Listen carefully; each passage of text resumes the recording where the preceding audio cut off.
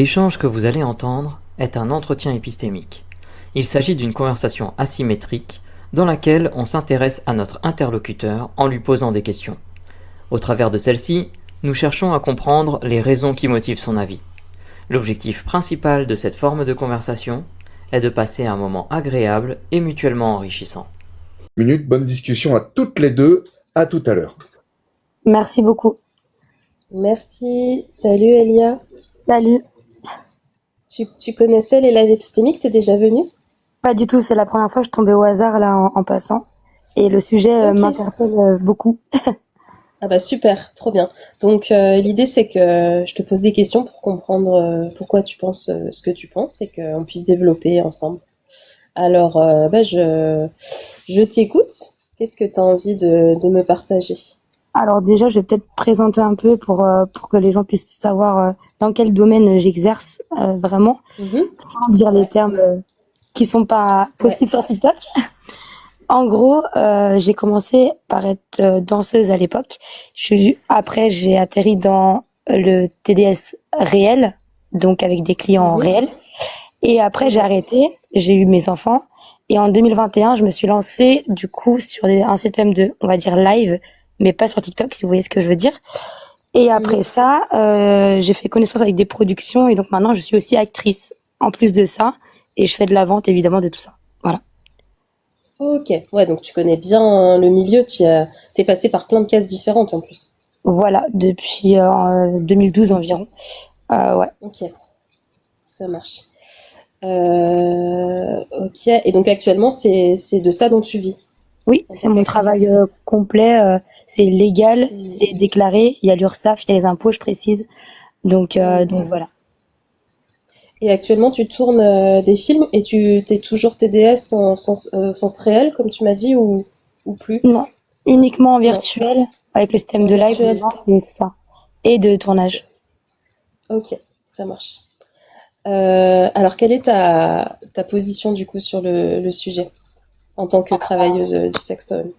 Bah moi j'aimerais ramener le côté un peu positif parce que j'ai entendu beaucoup de négatifs là, parce Mhm, que les mhm. choses évoluent quand même, heureusement. Déjà dans les tournages, il y a plus tout ce système de violence, je sais pas si je peux dire ce mot. Il y en Oui, a oui. moins, en tout cas. Il y a encore des productions qui font de la merde, mais elles sont de plus en plus écartées du milieu, donc ça c'est cool.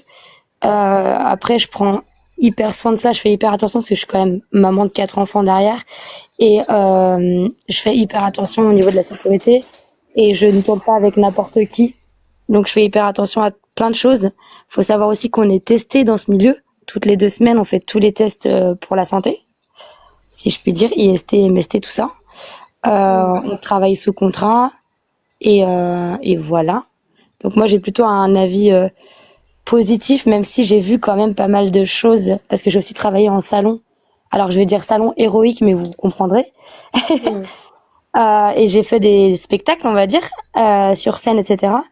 Et par contre, dans ce côté-là, je trouve ça beaucoup plus sombre, parce qu'en coulisses, j'ai vu pas mal de problématiques liées à des substances ou autres. Donc voilà. Ok. Donc pour toi, il y a quand même, tu veux prendre un contre-pied avec tout ce qu'on a pu dire parce qu'il y a aussi des bonnes choses qui peuvent sortir de ce milieu. Tu disais qu'il y avait moins de violence sur les tournages, que toi tu faisais très attention à la sécurité. En plus, comme t'es maman, c'est d'autant plus important. Qu'il y a notamment il y a des tests qui sont faits tous les 15 jours pour vérifier qu'il n'y a pas de maladie. Voilà, tu payes l'URSSAF, t'es déclaré, etc. Mais tu reconnais que tu as aussi vu des choses un peu moins nobles, notamment quand tu bossais en salon. Exactement. Euh, donc, tu as un avis qui serait plutôt positif, mais quand même que tu nuancerais. C'est ça? Voilà. En gros, je nuance parce que je sais quand même qu'il y a aussi des réseaux Mm. où il y a des mecs derrière. Je sais aussi qu'il y en a qui sont sous emprise, soit de médicaments, on va dire, soit d'autres choses.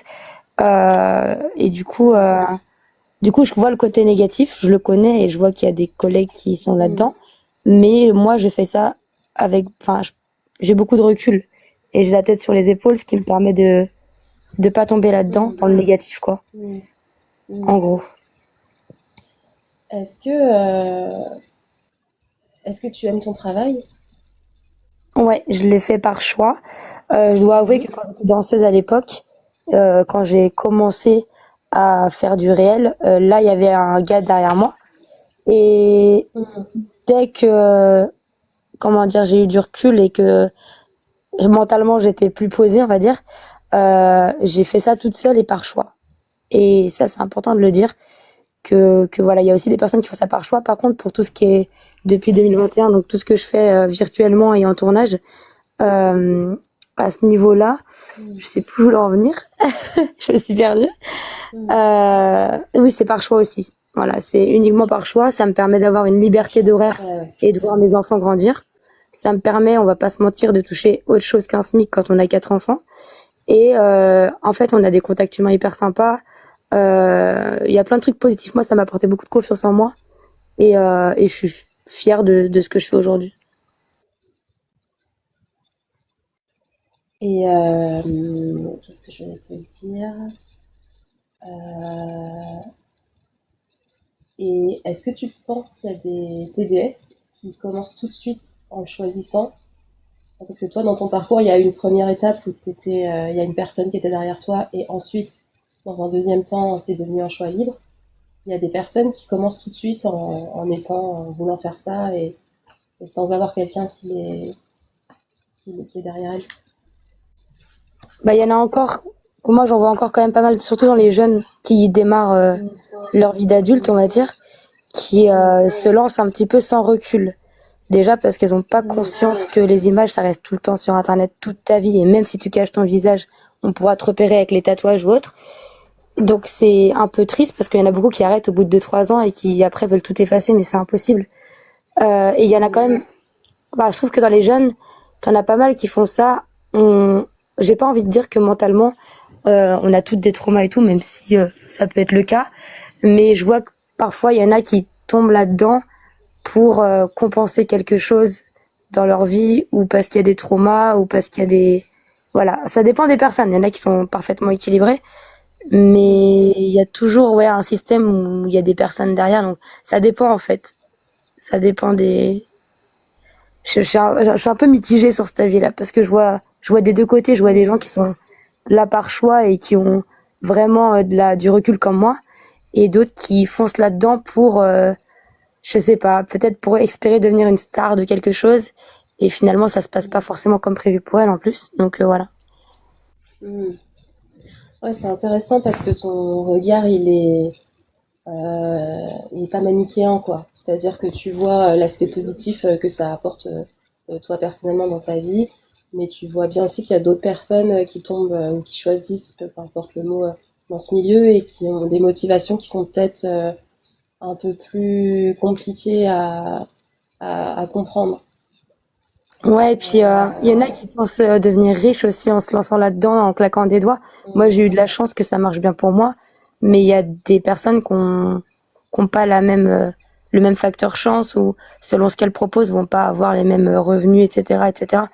Donc faut pas non plus ça c'est important de le dire, de pas se lancer là-dedans pour l'argent, parce que on peut être déçu si on s'attend à avoir à être millionnaire en 1 an quoi.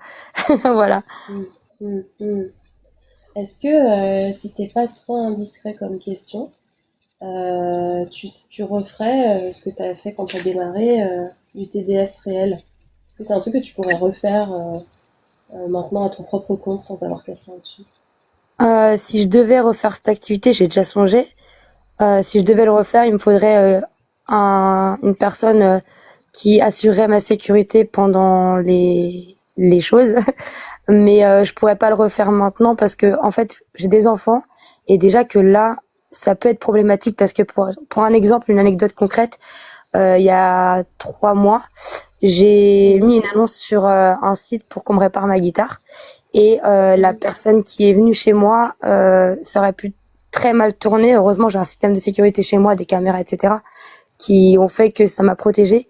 Mais mais en fait, ça peut être très dangereux. Donc, je repartirai pas dans le réel parce que c'est beaucoup trop dangereux pour moi ou mes enfants, je mhm, pense. mhm. Ouais, c'est la sécurité dont tu parlais tout à l'heure que tu peux avoir sur les tournages. Tu l'aurais pas si tu as un client qui vient, à moins qu'il y ait une tierce personne qui chapeaute le truc, quoi.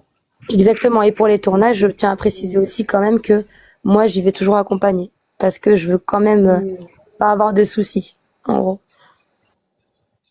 ok. Est-ce que les personnes qui sont dans ce milieu, euh, ah non, mais tu m'as déjà un peu répondu, mais je me demandais si toi, tu avais une idée de la proportion de gens qui sont là, un peu comme toi, heureuses d'y être et épanouies, et la proportion de gens qui font ça par défaut et qui se font du mal, à qui ça va laisser des séquelles parce que ils n'ont pas forcément envie d'être là, quoi, tu vois. J'ai presque envie de... Hop, pardon.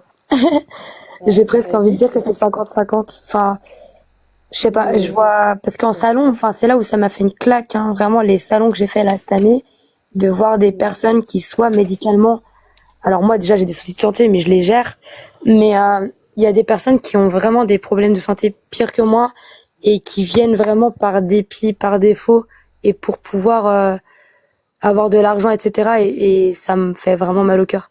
Donc, euh, donc ouais, je dirais peut-être un petit 50-50 quoi, quand même. ok. Est-ce qu'on peut considérer ça comme de la Ah, prostitution ou pas? attends, excuse-moi, en fait, on fait vraiment des entretiens one-to-one, donc je te demanderai de te muter, t'inquiète pas, après tu auras un quart d'heure pour discuter avec une personne ici, mais l'idée là, c'est qu'on est vraiment que juste moi et Elia.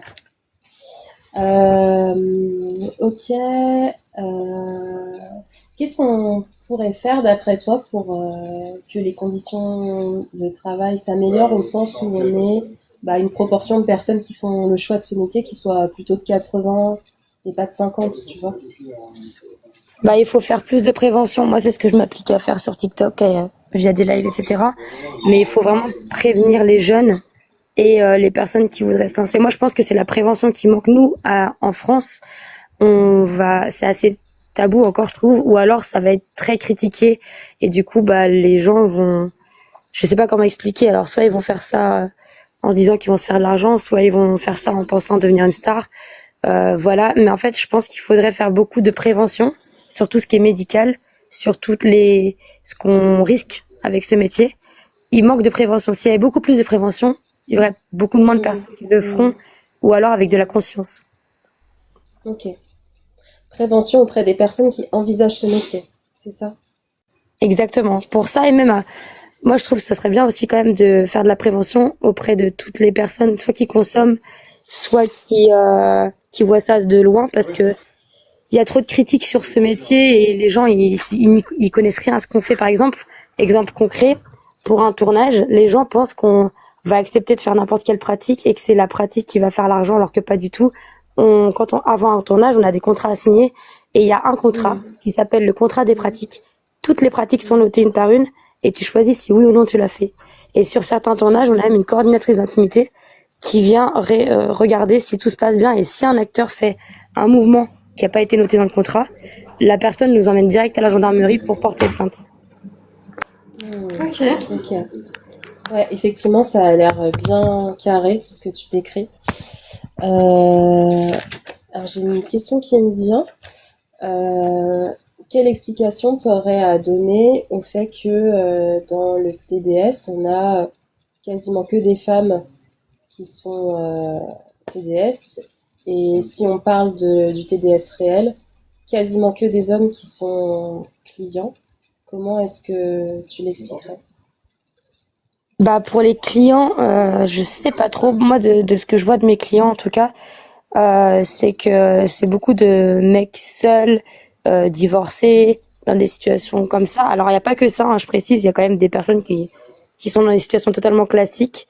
Mais dans les clients aussi, il faut savoir qu'il y a beaucoup d'hommes qui n'osent pas dire à leurs femmes ce qu'ils aiment faire dans une chambre.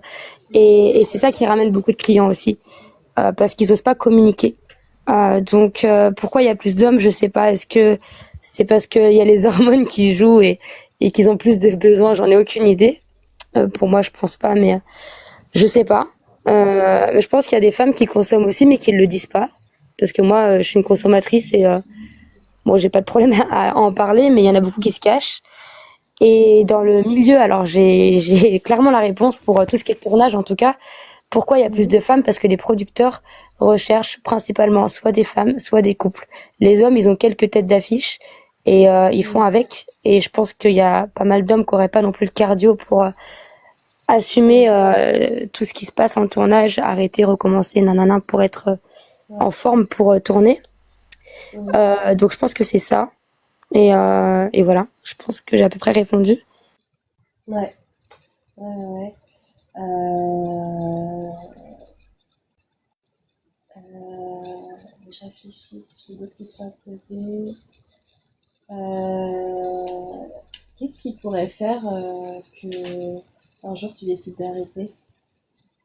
Absolument rien. Enfin moi ça m'a pas freiné par exemple là pour me mettre en couple avec ma copine, elle accepte mon métier donc j'ai pas de problème pour ça. Mes enfants, je pense qu'il y aura pas de souci en communiquant bien avec eux plus tard. C'est pas non plus eux qui vont me faire arrêter.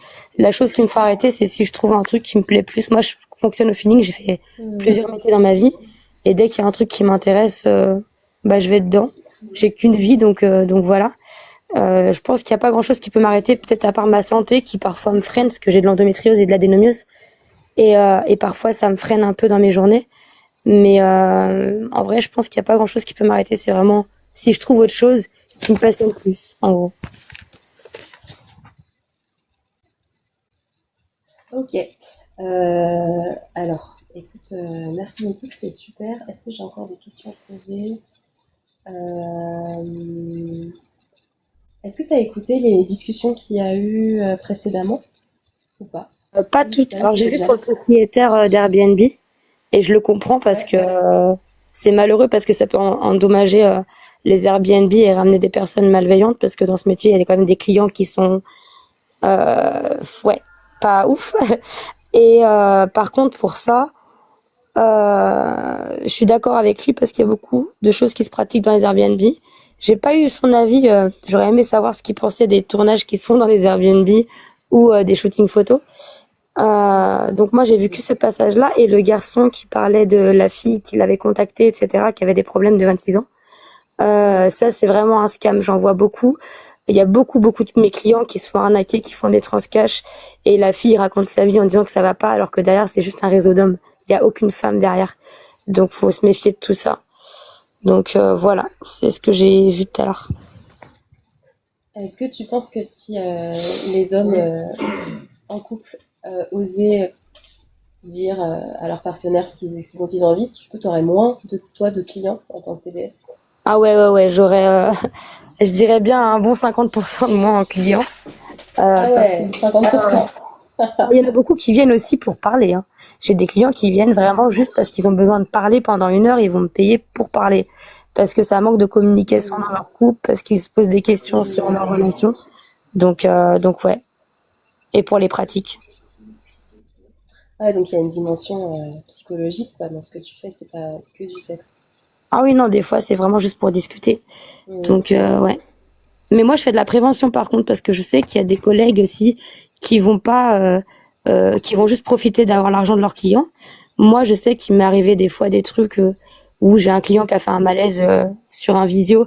J'ai pas laissé tourner l'argent sur le truc. J'ai arrêté le live, j'ai prévenu le modérateur et ils sont allés envoyer une équipe de secours chez lui. Donc j'ai pas profité de ça.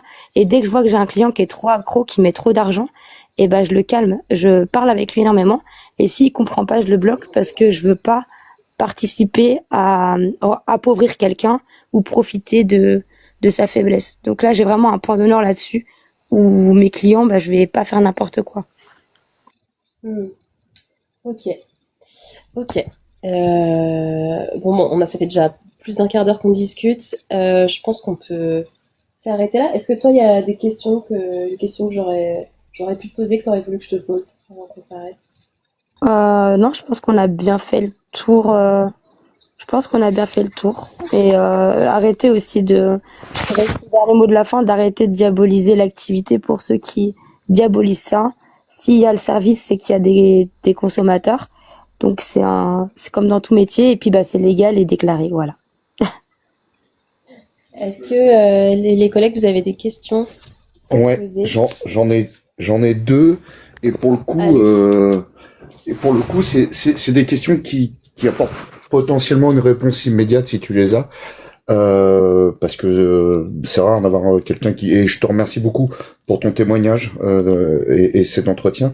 Alors ma première question, tout à l'heure tu disais si les gens se lancent dans le TDS pour se faire de l'argent, c'est pas la bonne solution. Quelle serait, si on considère que c'est pas l'argent, quelle serait la meilleure raison de se lancer dans le TDS? Pour la beauté et de l'art, je sais pas, moi je suis une passionnée on va dire de tout ce qui est pas cinéma, mais tout ce qui est visuel, artistique. Et il faut faire ça parce Hmm, qu'on aime le métier et parce qu'on aime renvoyer une belle image à la caméra, parce que pour des raisons, je sais pas, faut être passionné, je pense, en gros. ok. Et pour ceux qui se lancent dans le TDS mais hors caméra, Ouais, bah ça c'est si la personne, c'est un plaisir pour elle de faire ce métier-là, c'est totalement ok. Mais faut pas le faire par contrainte en fait. d'accord. Et j'ai une question technique, puisque j'ai cru comprendre que tu avais fait en salon et autres, donc tu as peut-être même, j'ai pas saisi si en salon c'est ce qu'on appelait dans le temps les pipe shows ou si c'est des relations S avec des clients. Si c'est le cas, c'est une vraie question. Euh, Est-ce que les TDS qui travaillent en lien direct avec des clients ont de la considération pour les clients? Aïe aïe aïe. Euh, Alors attends, pas toi, ceux que tu connais, comme ça toi ça te décale de ça, mais dans les personnes que tu as rencontrées qui étaient TDS et qui charbonnaient direct avec le client, est-ce que ces personnes-là avaient de la considération pour leurs clients? Il y en a qui aiment faire ce qu'elles font et qui font attention à leurs clients. Et oui, effectivement, il y en a qui juste veulent l'argent et s'en foutent du reste, quoi. Je te remercie beaucoup pour ton honnêteté. Je passe la main à ProGeeks, Galactique et Mélanie. Ouais, j'ai aussi une question à consommer sur place. Qu'est-ce que les gens qui parlent des TDS, donc peut-être militants, journalistes, politiques, se trompent le plus souvent sur ton métier? Bah, ils vont souvent faire du buzz avec ça en considérant qu'on fait ça presque tous les jours. En fait, il y a cette espèce d'amalgame. Déjà, ils pensent qu'on est tous traumatisés et que c'est vraiment pour ça qu'on le fait, ou alors c'est l'absence du père qui a fait que, alors que bon, voilà, c'est pas ça qui fait que. Et surtout de penser que on est des, comment dire, je sais pas. En fait, les gens pensent qu'on prend notre pied, qu'on va au septième ciel, par exemple à chaque tournage, alors que non. Enfin, je sais pas, ça reste un travail et enfin souvent les journalistes vont considérer que on fait ce métier pour monter au septième ciel à chaque fois, en gros. Ok, merci beaucoup. Pas de souci.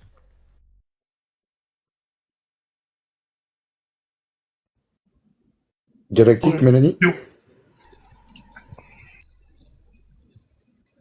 Oui, moi j'aurais une question. Est-ce que ça change pas le rapport qu'on a avec les hommes en l'occurrence? Et est-ce que en fait la difficulté n'est pas tant dans l'acte, mais plutôt dans le fait de faire face à la misère humaine?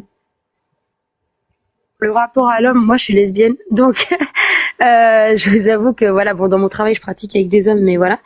Mais du coup, dans les relations, ça ne change rien pour moi. Mais je sais pas trop comment répondre à ta question. Enfin, oui, ça m'a montré que, enfin, ça a biaisé peut-être ce que je voyais de l'homme. Je vois toutes les côtés un peu négatifs aussi, beaucoup plus que peut-être d'autres femmes. Je sais pas comment trop répondre à ta question. Tu peux la reformuler? Je peux essayer, mais en gros sur la première partie de la question, t'as répondu dans le sens où ça peut changer le rapport qu'on a aux hommes, de fait de les voir un peu de cette manière-là. Mais est-ce que aussi dans le métier où vous êtes un petit peu aidé parce qu'il y a quand même cette façon de faire face à la misère humaine? En fait, sur les plateformes, on va dire ça comme ça, de live, on a des modérateurs et on a une cellule psychologique avec des psychologues gratuits pour nous aider s'il y a des trucs. Mais à côté de ça, on n'a pas vraiment de soutien, mis à part, je dirais, les coordinatrices d'intimité sur les tournages, sinon. Euh, donc ouais, on n'a pas trop d'appui. C'est un peu à nous de nous débrouiller. Ça dépend des choses, en fait, où on travaille. Moi, j'aurais encore une petite question. Alors, c'est pas une question à emporter, mais on profite de ton professionnalisme. Toi qui a fréquenté donc pas mal de consommateurs de films X et de personnes qui sont clients des TDS, quel serait ton meilleur conseil que tu pourrais donner à ces personnes qui consomment énormément de TDS pour que lorsqu'ils retournent ou lorsqu'elles retournent auprès de leur conjoint, puissent améliorer leur relation avec leur partenaire? Ça, je leur en parle souvent à mes clients. Je leur dis toujours de communiquer, que la communication est importante.